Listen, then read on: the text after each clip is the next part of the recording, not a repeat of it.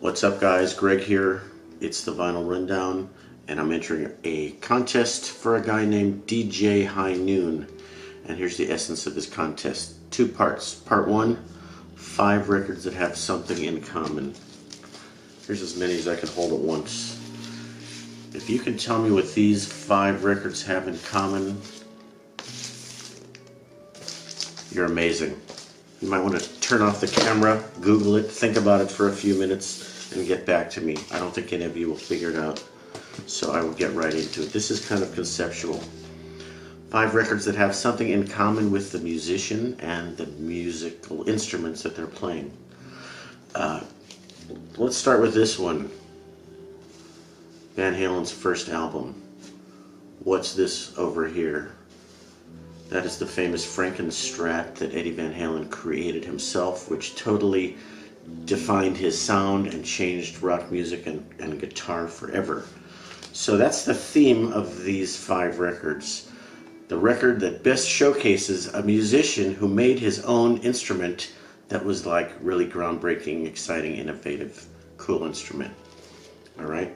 Is that a long enough theme for you? Records that showcase an instrument made by the musician that's whatever. Alright, so Van Halen was kind of the first person to take a Gibson style humbucker and stick it into a Stratocaster.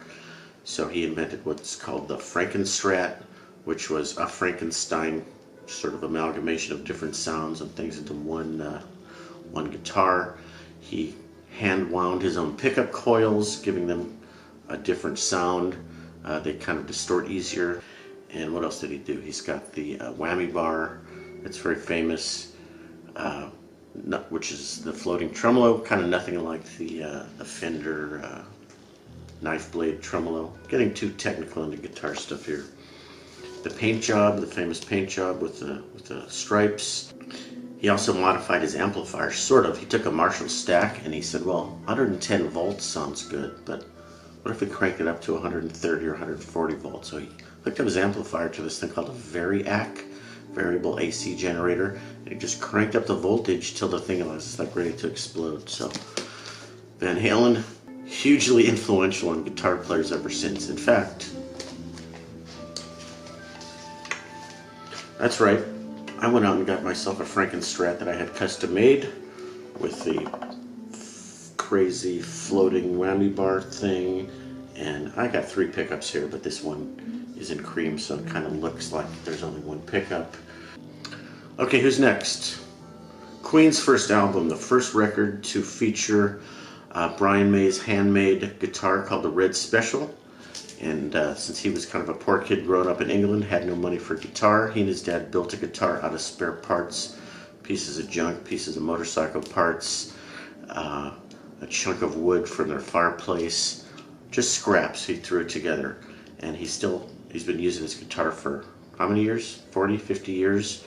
He's got pickups arranged in an array that nobody else has really ever used, which is the bridge pickup and the middle pickup can be wired together for a humbucker sound, and the guitar is also semi-hollow, so it has sort of a feedback characteristic. Let me show you a picture. This amazing book is Rockstar Guitars, photographed by Lisa Johnson, and like every cool guitar that you can think of is in here. Beautifully photographed. There's a mini chapter on Brian May with a description of how he did the Red Special, close-up photography, all scratched up. And if you can see in the headpiece, there's a coin. That's a British 6-pence coin. Also part of Brian May's sound is he always used a coin instead of a guitar pick. So Brian May, actually this record does not have any good pictures of the guitar. I mean, there's a picture, you can barely see it, it's tiny. Alright, Jaco Pastorius. He basically invented an instrument which redefined the sound of jazz bass and jazz for a long time. He took a Fender P bass. Oh, come on. He took a Fender jazz bass. Okay, my producer is standing off camera and he's going to cue me on this. He took a a 1962 Fender jazz bass, and he modified it by taking a pocket knife and yanking all the frets out of it, thereby inventing fretless bass. So Jaco, by far the greatest, most influential electric jazz bass player of all time, basically invented the whole genre of his playing style by yanking out the frets. Fretless bass obviously has been around for a while because the upright jazz bass is fretless, but anyway, this is his first solo album. The song Don Lee and Portrait of Tracy really feature stuff that he was doing on the bass that no one else had ever done before. And you should check out the documentary about Jaco. What's it called? It's probably called Jaco. On Netflix, there's a documentary about his short, tragic life. Alright, Devo, Are We Not Men? You think of probably keyboards when you think of Devo, but did you know Mark Mothersbaugh made or modified or created this very bizarre guitar that was featured prominently on their first single from this, Satisfaction, by the Stones.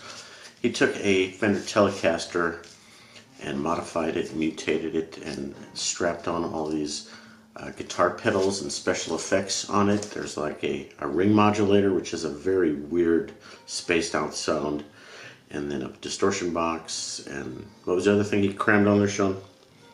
Electro-harmonics frequency analyzer. Yeah, you got to stick on your electro-harmonics frequency analyzer, cram that on there, see how that sounds, and then he only had 4 strings on there that were tuned a weird way. So the first time people ever saw this guitar was when Devo was on Saturday Night Live. What year was that? Anybody remember? 1981? That can't be right. Maybe. Anyway, when Devo debuted on Saturday Night Live, it was pretty mind-blowing and shocking at the time to hear that weird sound, and who are these weirdos with these outfits and their jerky movements. So Mothersbaugh has been using that guitar, or sort of a variation of it. He's done the same kind of modifications to a Strat and a Hagstrom, and that's kind of a thing with him, is modifying all kinds of instruments. If you look at his, there's a cool documentary about his Mutato, what's it called? Mutato Musica. Mutato Musica is like his lab/studio in Los Angeles, where he keeps all his weird synthesizers and creations and circuit bent gizmos. But this guitar has always been kind of an iconic thing that I've always thought was pretty cool. My son over here keeps telling me that we should build one. And then what are we going to do with it? I have no idea. Who's next? Who's next, folks? Roland Kirk, jazz multi-instrumentalist. You can barely see this photo because it's kind of gray on black, but it looks like, what is he playing there?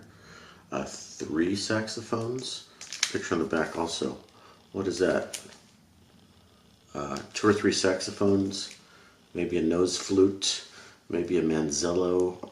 How about a stritch? How about a, what's it called, black mystery pipe? So Kirk was blind and played 4 or 5 instruments at once, crammed 3 in his mouth, maybe 1 up his nose, and his whole sound was defined by the style of playing where he played multiple instruments at once. He did this thing with circular breathing, where you can keep playing a note for, you could play for an hour if you wanted to, because you store some air in your cheeks and your lungs, and you do this back and forth thing called circular breathing that saxophone players do. But he was like a master of it, and he created all these bizarre instruments. So he gets credit for musician who made his own instrument, defined his own sound. Is that 5? That's 5. There's a special mention here. The Kinks. We're not sure who did it. Davies, or Dave or Ray. They each take credit for modifying their early amplifier, the Elpico 1950s little tiny amplifier. It was designed to hook up to a tape recorder or a record player. It wasn't even designed as a guitar amp. But to get the distortion sound that they used, one of the brothers says he sliced up the speaker with a razor blade. The other brother said, "That's a lie. I did it." And I stuck a knitting needle into it. So 50 years later, these two guys are still arguing about how they invented kind of the first distortion guitar sound. Not by overdriving the amps like we do today, but just by tearing up the speaker. And coincidentally, two songs here, or I should say two recordings of the same song, You Really Got Me, Van Halen and the Kinks. So there you have musicians who made their own instruments and the albums that featured them. Part 2 of this video coming up, 3 memorable lyrics. Alright guys, we're back from the commercial break to talk about 3 lyrics. 3 lyrics. I'm not a real sentimental lyric guy, so my 3 lyrics are funny, bizarre, or ridiculous. Frank Zappa's one of his most famous things that he uttered in the middle of a concert. Jazz is not dead. It just smells funny. That was at the live, one of those concert albums. It's in here somewhere. I think he was just talking about, is jazz dead? Well, it's almost dead. It's not quite dead. Most people think it's dead, but it's not quite. Who else we got here? What happened to the phone with the lyrics on it, Sean? Did you take it? In the meantime, what about the Dickies? Remember them? Kind of a comedy punk group from the 80s. Chuck Wagon on keyboards, Stan Lee on guitar. He used to come into the record store I worked at, usually on heroin at the time. Billy Clubb on bass, Leonard Graves Phillips on vocals. Their lyrics are all insanely bizarre. Title track of this record, You Drive Me Ape, You Big Gorilla. You drive me ape, ape. I want to tell you, that's a love song about a man and his ape, or a woman, or who knows what. Alright, last on the list, again with the Devo, because their lyrics are quite bizarre. So this one is from Smart Patrol, Mr. DNA. And my stagehand, the associate producer, is going to hand me the magic box which has the lyric on it. This is not what I wanted. Please hold for this technical interruption. Alright, we're going to end on Devo, Smart Patrol / Mr. DNA. One of the weirdest songs. All their songs are weird, but this sort of sums up what Devo is all about, because the reference to Spuds and Spud Boys. No one around me understands my potato. I think I'm only a spud boy looking for a real tomato. Another heartfelt love song from the gentleman from Akron, Ohio. Alright guys, that's it. Thanks DJ Highnoon. Good luck with your contest. Congratulations on 300 subs. Subscribe to me at the Vinyl Rundown. And then if you have any energy left, go ahead and subscribe to DJ Highnoon. Thanks for watching guys.